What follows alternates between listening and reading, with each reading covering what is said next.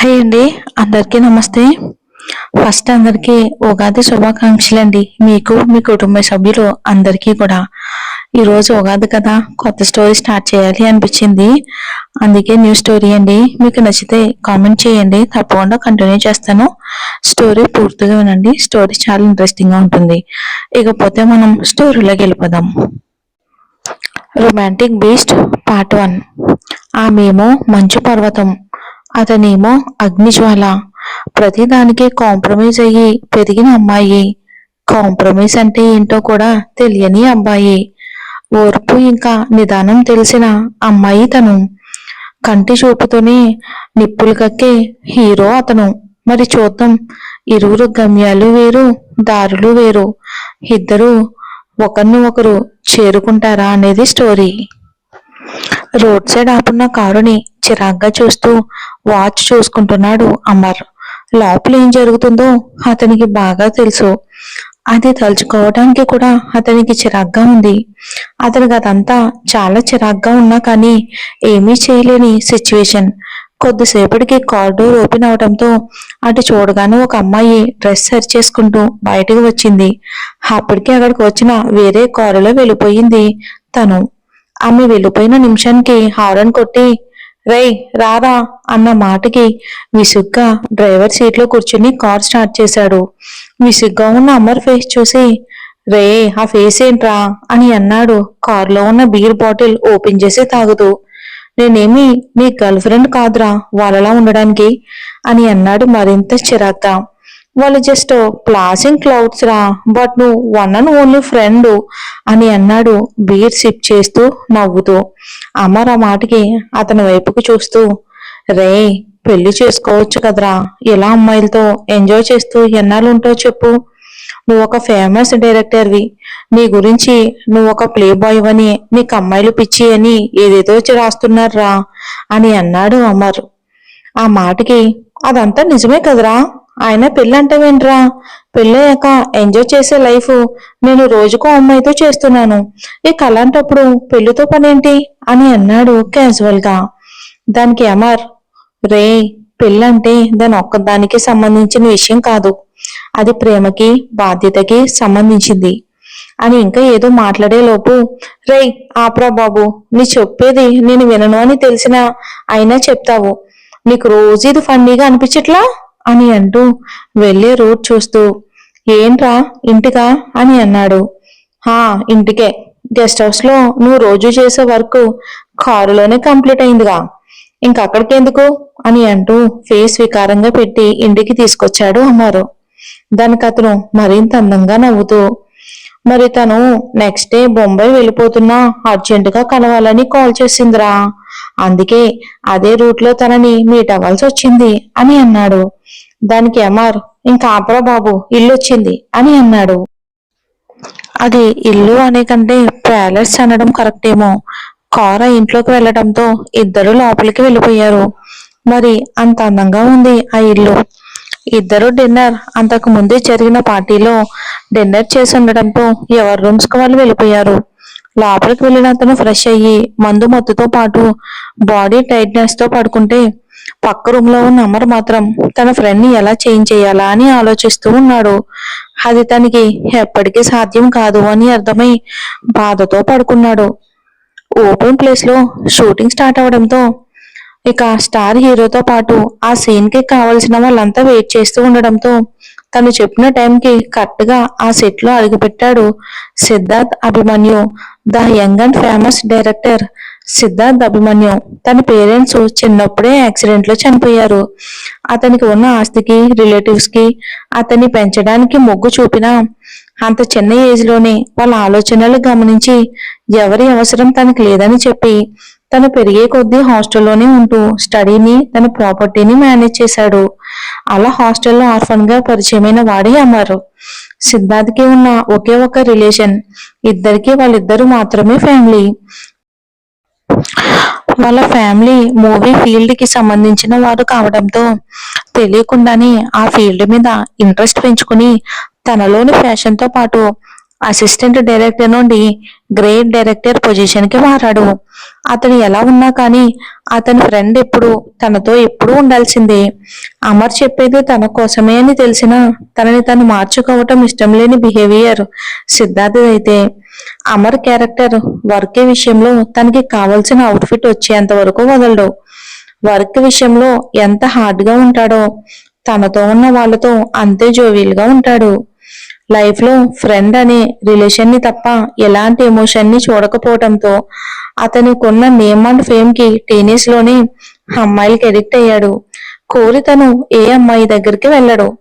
తనని కోరి వచ్చిన అమ్మాయిలను మాత్రం కాదు అనడు. కానీ తను నచ్చి ప్రేమ పెళ్లి అంటూ వచ్చిన అమ్మాయిని మాత్రం తన దగ్గరికి కూడా రానివ్వడు సిద్ధార్థ్. ఎంత కూల్ గా ఉంటాడో కోపం వస్తే అంత రాక్షసంగా మారిపోతాడు. లైఫ్ అంటే ఎలాంటి కమిట్మెంట్ లేని ఎంజాయ్మెంట్ అని అతని నమ్మకం. మరి అతని నమ్మకాన్ని బ్రేక్ చేసే అమ్మాయి తన లైఫ్ లోకి రావటమే కాదు, అన్ని ప్రేమలు తనలోనే చూపించి ఎప్పటికీ తనకి మాత్రమే సొంతమైన తన వాడిగా మార్చుకుంటుంది అని ఆ క్షణం అతనికి తెలియదు. చూద్దాం. సిద్ధార్థ్ రావటంతోనే సీన్ చెప్పి డైరెక్ట్ చేస్తూ ఉంటే సిద్ధార్థ్ పిఏకం మేనేజర్ గా ఆర్టిస్టులకు ఇన్స్ట్రక్షన్స్ ఇస్తున్నాడు.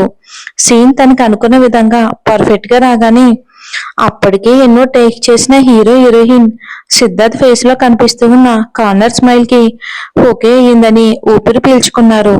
అమర్ జ్యూస్ గ్లాస్ సిద్ధార్థ్ చేతికిస్తూ నీకు అనుకున్నట్టు సీన్ రాకపోతే టేక్స్ చెప్పి వాళ్ళని చంపేస్తావేరా అని అన్నాడు. ఏదైనా ఒక వర్క్ మనం చేశాము అంటే అందులో పర్ఫెక్షన్ అండ్ సాటిస్ఫాక్షన్ ఉండాలిరా, ఇది కూడా ఇంతే అని అన్నాడు తన వైపే వస్తున్న హీరోయిన్ ని చూస్తూ. సిద్ధార్థ్ ఈ రోజు మనం డిన్నర్ కి వెళ్దాం అనుకున్నాం అని అంది తన స్టైల్ ని మాటల్లో చూపిస్తూ. అమర్ ఆమె రాగానే ఫేస్ పక్కకి టర్న్ చేస్తూ సిద్ధార్థ్ ఆ హీరోయిన్ ని చూసి చిన్న స్మైల్ తో షూట్ ఇయర్ అని అంటూ అమర్ వైపుకి చూసి నువ్వు ఇంటికి వెళ్ళిపో అన్నట్టు చూసి వెళ్ళిపోయాడు. డిన్నర్ తర్వాత సిద్ధార్థ్ ఎక్కడ ఉంటాడో తనకి తెలుసు కాబట్టి ఏం మాట్లాడకుండా ఇంటికి వెళ్ళిపోయాడు అమర్. సిద్ధార్థ్ మాత్రం నైట్ అంతా ఎంజాయ్మెంట్ లో మునిగి తేలి ఎప్పటికో బయటపడ్డాడు. మనం ఇప్పుడు మన హీరోయిన్ దగ్గరకు వచ్చేద్దాం. తెల్లవారుజామున లంగా ఓణిలో గుడి చుట్టూ ప్రదక్షిణలు చేస్తూ ఉంది ఓ అమ్మాయి. సంప్రదాయానికి నిలువెత్తులో ఉన్న ఆమె రూపం చూస్తే ఎవరైనా ఒక క్షణం ఆగిపోవలసిందే. త్వరగా ప్రదక్షిణలు పూర్తి చేసి తన మనసులో ఉన్నది కోరుకోవటం మొదలుపెట్టింది. పూజారి శతగోపం పెట్టడంతో తేరుకుని ఎలా ఉన్నారు బాబాయ్ అని అంటూ తను రోజు ఆ గుడికి వచ్చేది అవటంతో స్వచ్ఛమైన నవ్వుతూ పలకరించారు ఆయన. ఆయన నవ్వుతూ ఏంటి తల్లి మంచి భర్త రావాలి అని కోరుకుంటున్నావా? మంచి భర్త మాత్రమే కాదు బాబాయ్, ఆ రాముడి లాంటి వాడు భర్తగా రావాలి. నా చూపు మాట స్పర్శ తప్ప మరొకరిని తెలవనివాడు నా భర్తగా రావాలి. అలాంటి వాడే వస్తాడు అని అంది ఎదురుగా ఉన్న రాముడి విగ్రహాన్ని చూస్తూ. పూజారి కూడా చిన్నగా నవ్వుతూ నీకన్నీ పంచేవాడే వస్తాడు తల్లి అని దీవించి వెళ్ళిపోయాడు. ఆ అమ్మాయి ఆనందంగా ఆ దీవెల్ని వింటూ తన మొదలు తనకి రాబోయే వాడి రూపాన్ని ఊహించుకోకముందే అక్క అని అంటూ పిల్లలు పిలిచిన పిలుపుకి బయటికి వచ్చింది. అక్కడ తన కోసమే వరుసగా నిలబడిన పిల్లల్ని చూసి నవ్వుతూ వాళ్ళకి భరతనాట్యం నేర్పించడం స్టార్ట్ చేసింది. లయబద్ధంగా కదులుతూ ఓపికగా నేర్పిస్తున్న ఆమెను చూస్తే మెచ్చుకోని వారు ఎవ్వరూ ఉండరు. పిల్లలకి నేర్పించడం అవగానే స్కూటీ మీద ఇంటికి వచ్చిన ఆమెకి ఇంటి ముందు తన కోసం రుద్ర కాలిలో ఎదురు చూస్తున్న పిన్నెని చూస్తూ భయపడుతూ ముందుకు వెళ్ళగానే ఆ అమ్మాయి దగ్గరికి రాగానే నువ్వు ఇంత లేటుగా వచ్చి చేస్తే నాకు కాఫీ ఎవరిస్తారే అని అంటూ జడని విసురుగా పెట్టుకోవడంతో ఆ అమ్మాయి నొప్పికి విలవెల్లాడిపోతుంది. ఈ రోజు శుక్రవారం 101 ప్రదక్షిణాలు చేసేసరికి లేట్ అయింది పిన్ని, ఇంకొకసారి లేట్ అవ్వనివ్వను అని జుట్టు లాగటం వలన కలుగుతున్న నొప్పికి కన్నీళ్లు ఆపుతూ చెప్తుంది. ఆ మాటకి ఆ అమ్మాయిని విసురుగా నెట్టి పేరుకు శశిరేఖ, కానీ నువ్వు పుట్టగానే మీ అమ్మని మింగేసిన రాక్షసివి నువ్వు. అందుకే మీ నాన్న నన్ను రెండో పెళ్లి చేసుకున్నా మీ అమ్మ చావుకి కారణమైన నీ మీద కోపం పోలేదు మీ నాన్నకి. నువ్వు చెప్పిన పని చేయకుండా ఇలా చేసావే అనుకో, నేను ఈ ఇంట్లో ఉండకుండా చేయగలను, జాగ్రత్త అని అంటూ ఇంకా అక్కడే కన్నీళ్లతో నిలబడిన శశిరేఖ వైపుకు చూడగానే శశిరేఖ తన ఎదురుగా అప్పుడే వస్తున్న వాళ్ళ నాన్నను చూసి ఆయన మాటలు విని కూడా మొహం తిప్పుకోవటంతో సైలెంట్ గా లోపలికి వెళ్ళిపోయింది బాధగా. ఇక వెళ్తూ పూజ గది వైపుకు చూస్తూ, నా జీవితంలో ఉన్న నా రాముడి దగ్గరకు తొందరగా నన్ను చేర్చు స్వామి అంటూ మనసులోనే దేవుణ్ణి కోరుకుని కిచెన్ లోకి వెళ్ళిపోయింది శశి. ఇక అప్పుడే నైట్ చేసిన నైట్ అవుట్ కి బాగా టైర్డ్ అయ్యి అప్పుడే పడుకున్న సిద్ధార్థ్ కి పక్కనే వినిపిస్తున్న మొబైల్ రింగ్ సౌండ్ కి చిరాగ్గా కళ్ళు తెరుస్తూ, ఎవడ్రా అంత బలంగా తలుచుకునేది నన్ను అంటూ కళ్ళు తెరిచాడు సిద్ధు. ఇద్దరు దారులు వేరు, మరి వారి గమ్యాలు వేరు. మరి ఈ ఇద్దరిని ఏకం చేసి ఆ ప్రేమ మార్గంలోకి వీళ్ళు ఎప్పుడు పయనిస్తారో ఏంటో మరి చూద్దాం. ఇంకా చిరాగ్గా సిద్ధు కాల్ లిఫ్ట్ చేసి సిద్ధార్థ్ అటు పక్క నుండి, రే ఎక్కడున్నావురా, ఇక్కడ షూటింగ్ కి టైం అవుతుంది అని గట్టిగా అరుస్తూ చెప్పడంతో సిద్ధు టైం చూసుకుని, ఓ షేట్ మర్చిపోయారా, సారీ సారీ, నైట్ డోసు ఎక్కువైనట్టుంది అని అంటూ అవతల అమర్ తిట్టిన తిట్లు వినిపిస్తున్నా సరే కాల్ కట్ చేసేసి రెడీ అవ్వడానికని ఫాస్ట్ గా వాష్రూమ్ లోకి వెళ్లేలోపు తనని వెనక నుండి చుట్టేసిన 2 చేతులను బలవంతంగా వదిలించుకుని, ఏ మోనా, నాట్ దిస్ టైం అని అంటూ వెళ్తూ ఉండగానే, మోనా, డైరెక్టర్ నువ్వే కదా సిద్ధు, నీ కోసం అందరూ వెయిట్ చేస్తారు, కానీ నువ్వు ఇప్పుడు అంత హెల్లీగా వెళ్ళవలసిన అవసరం ఏముంటుంది చెప్పు, మనం కాసేపు సరదాగా టైం స్పెండ్ చేద్దాం అని అంటూ మీదికి రాబోతున్న మోనాన్ని పక్కనే తప్పించి, సి మోనా, ఎంజాయ్మెంట్ నా లైఫ్ లో నాకు ఇష్టమైన విషయాలు, కానీ అంతకంటే నాకు ఇష్టమైంది ఇంపార్టెంట్ విషయం నా ప్రొఫెషన్. నా ప్రొఫెషనల్ లైఫ్ లో ఎవరు ఇంటర్ఫీర్ అయినా నాలోని మరో కోణం బయటికి వస్తుంది. సో నువ్వు నా వర్క్ కి దూరంగా ఉండటం నీకు చాలా మంచిది డార్లింగ్ అని అంటూ నవ్వుతూనే చాలా ఇంటెన్సివ్ గా వార్నింగ్ ఇచ్చిన సిద్ధుని చూసి భయంతో మోనా గుటకలు మింగుతూ ఓకే అన్నట్టు హెడ్ మూవ్ చేయడంతో సిద్ధార్థ్ గుడ్ అని చెప్పి వెళ్ళిపోయాడు. మోనా వెళ్తున్న సిద్ధుని చూస్తూ, నువ్వు అసలు ఎవరికి అర్థం కావు సిద్ధు, ఇక వన్స్ వర్క్ మూడ్ ఆన్ అయితే వర్కే యువర్ బెస్ట్ అనిపిస్తావు, మళ్ళీ ఇక్కడే ఉంటే సిద్ధార్థ్కి నచ్చదని అక్కడి నుండి వెళ్ళిపోయింది భయంతో మోనా. మోనాకి సిద్ధార్థ్ అంత ఇష్టం ఉన్నా అతనికి ప్రేమ పెళ్లి లాంటివి వాటి మీద ఇంట్రెస్ట్ లేదు అని, ఇక ఎలా అయినా అతనితో ఉండాలి అని టైం కుదిరినప్పుడు అతనితో టైం స్పెండ్ చేస్తుంది.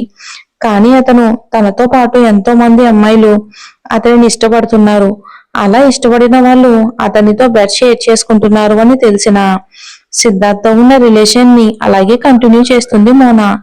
కానీ అతనితో బెడ్ షేర్ చేసుకునే టైంలో తప్ప ఎప్పుడూ తన ఎదురుగా ఉన్న అమ్మాయిని రాంగ్ ఇంటెన్షన్ తో చూడని అతని నేచర్ అంటే ఎప్పటికీ పిచ్చే.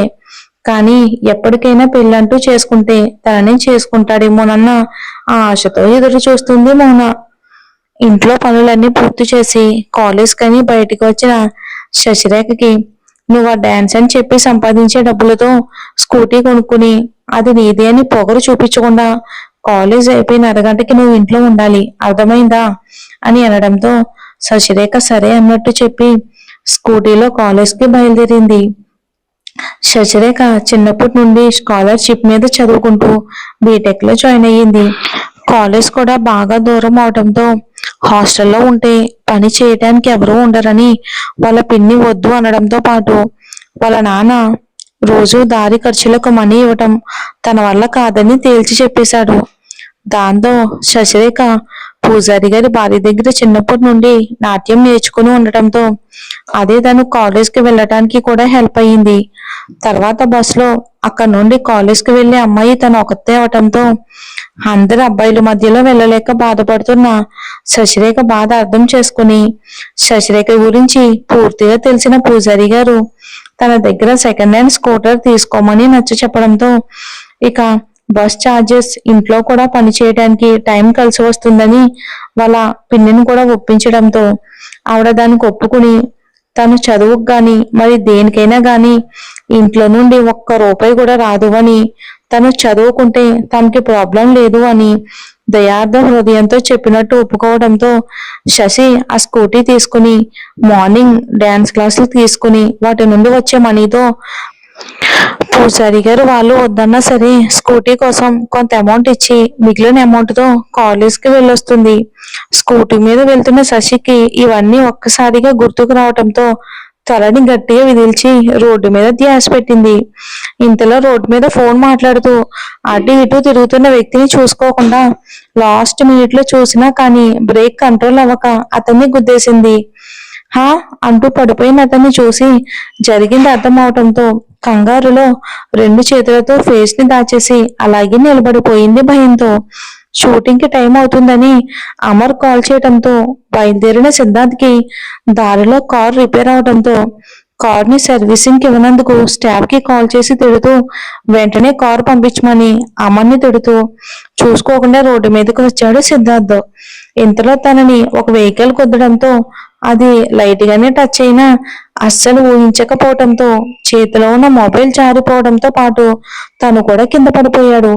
ఎప్పుడూ కూల్ గా ఉండే సిద్ధార్థ్కి మార్నింగ్ నుంచి జరుగుతున్న ఇన్సిడెంట్స్లన్నీ ఇక కోపంతో ఉండడంతో డాష్ ఇచ్చిన వాళ్ళని కొట్టాలి అన్నంత కోపంలో పైకి లేచి పక్కకి తిరగగానే ఇక అల్లిన తలలో గుడిలో పూజారి గారు ఇచ్చిన పూలు పెట్టుకుని రెండు చేతులకు గోరింటాకు పెట్టడం వలన సూర్యోదయపు రంగులలో తెల్లని పాల మేగడ లాంటి చేతికి అందంగా మెరిసిపోతున్న గోరింటాకు ఆ చేతులతో ఆ ఫేస్ ని కవర్ చేసుకుని నిలబడింది ఒక అమ్మాయి. అప్పటి వరకు ఆమెను కొట్టాలి అని దగ్గరికి వచ్చిన అతను ఇంకా స్కూటీ కూడా పూర్తిగా దిగకుండా భయంతో నిలబడిన తనని చూడగానే మళ్ళీ తనలో కూల్నెస్ వచ్చేయడంతో అలాగే క్షణం పాటు చూసి హలో మిస్ అని అంటూ పిలిచాడు. అప్పటి వరకు భయంతో కళ్ళు మూసేసిన శశిరేఖకి ఎదుటివారి మాట వినిపించడంతో మెల్లిగా చేతులు పక్కకి తీసి చూడగానే సూటిగా తనని చూస్తున్న కళ్ళతో ఫేస్ ని కవర్ చేసుకున్న మాస్క్ తో ఉన్న సిద్ధార్థిని చూసి అతని ఫోర్ హెడ్ మీద రోడ్డు మీద పడడం వలన గీసుకుపోవటం వలన లైట్ గా వస్తున్న బ్లడ్ చూసి అది సారీ సారీ సార్ సారీ అంటూ కంగారులో స్కూటీకి స్టాండ్ వేయడం మర్చిపోయి సిద్ధార్థ్ గాయాన్ని చూస్తూ కిందకి దిగింది. అప్పటి వరకు తన ఎదురుగా ఉన్న అమ్మాయి ఫేస్ చూడాలని క్యూరియాసిటీతో చూస్తున్న సిద్ధార్థ్కి కళ్ళతోనే బందీ చేసినట్లుగా ఉన్న కళ్ళతో ఉన్న శశిరేఖను చూడగానే ఆ కళ్ళల్లో బందీ అయ్యి అక్కడే ఆగిపోయాడు సిద్ధు. ఇంతలో శశి తన కంగారులో స్కూటీ వదిలేసి దిగడంతో అదే ట్రాన్స్ లో ఉన్న సిద్ధార్థ్ పాదాలపై పడి సిద్ధార్థతో అమ్మా అన్న అరుపులతో పాటు ఇక శశి కళ్ళు మాయ నుండి కూడా బయటికి తీసుకొచ్చింది. శశిరేఖకి సిద్ధార్థ్ అరుపుతో పాటు కాలిని పట్టుకుని చూసుకుంటున్న అతన్ని చూడగానే మళ్ళీ తను ఏం చేసిందో అర్థం అవటంతో ఈసారి తెలియకుండానే వెయిట్ చేస్తూ సారీ సార్ నేను చూసుకోలేదు, నేను కావాలని చేయలేదు అంటూ కిందకి బెండయ్యి సిద్ధార్థ్ కాలిని పెట్టుకోవడంతో అప్పటి వరకు పెయిన్ ని తట్టుకోవడానికి ట్రై చేస్తున్న సిద్ధార్థ్ శశిరేఖ ఫింగర్స్ తన పాదాలని తాకడంతో ఏం చేస్తున్నావు అంటూ దూరం జరిగాడు సిద్ధు.